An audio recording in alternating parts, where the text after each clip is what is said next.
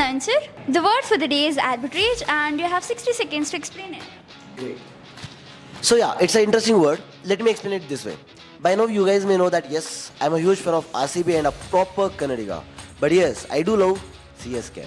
So for that matter, let me tell you something like this. I want to take a bet on RCB that it will win, and I will take a bet for 10,000 rupees. But at the same time, I do take a bet for CSK that CSK will win again for 8,000 rupees. So interestingly, what happens, no matter what, who wins, but I will have a losses to the extent of only 2,000 rupees. So what did I do now? I just tried to cut down the total losses which I would make. That is something which I would call as arbitrage. So the same thing happens in the stock market, that you buy one stock saying that this may make profits, but yeah, you buy another stock saying that this may make losses.